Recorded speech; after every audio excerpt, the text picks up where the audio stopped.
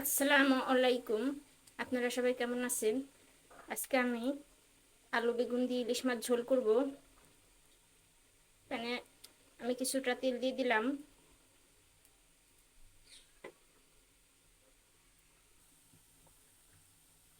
এবার দুটো পেঁয়াজ কুচি দিয়ে দেব।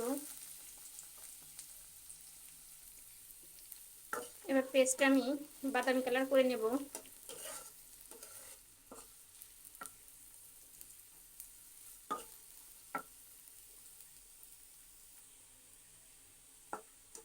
এভাবে পেঁয়াজটা ভেজে নেব।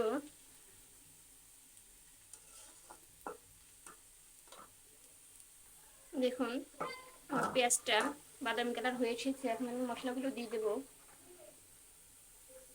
এখানে আছে হাফ চামচ মরিচ গুঁড়া, হাফ চামচ ধনিয়া গুঁড়ো, হাফ চামচ হলুদ গুঁড়ো আর স্বাদ মতো লবণ। এটা আমি দিয়ে নেব।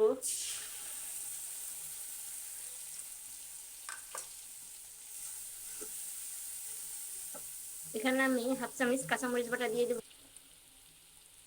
কাঁচামরিচ বাটাটা দিয়ে দেবো। এবার এখানে সামান্য পরিমাণ কাঁচামরিচ বাটা দিয়েছি।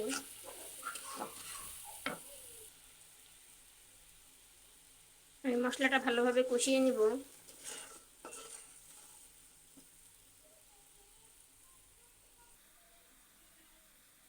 আমি মাছ তিনটা সামান্য পরিমাণ হলুদ, সামান্য মরিচের গুঁড়া আর পরিমাণ মতো লবণ দিয়ে আমি সুন্দর করে মাখিয়ে রেখেছি। আমার মশলাটা কষানো শেষ।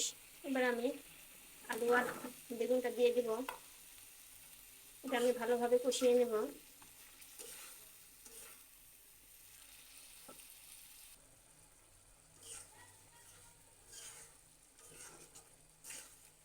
আমি একটু নেড়ে চেড়ে দিব।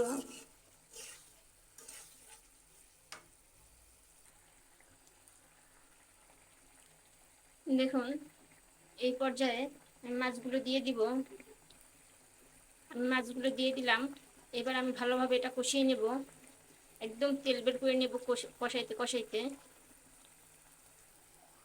এবার মাছগুলো আমি একটু উল্টে পাল্টে দিব। একদম আলতোভাবে দিতে হবে যাতে মাছগুলো ভেঙে না যায়।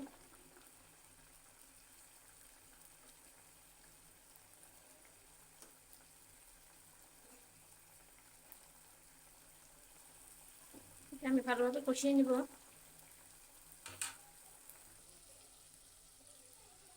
দেখুন আমার তরকারিটা কষানো শেষ। এই পর্যায়ে আমি কিছুটা গরম পানি অ্যাড করব।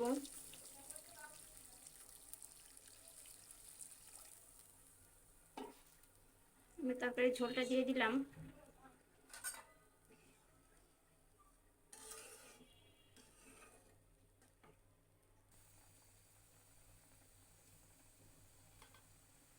এবার কিছুটা আমি জিরা গুঁড়া দিয়ে দেব।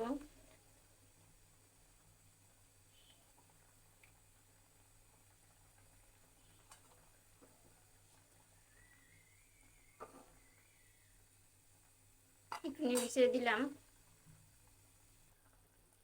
আমার তরকারিটা হয়ে গেছে। এবার আমি নামিয়ে নেব।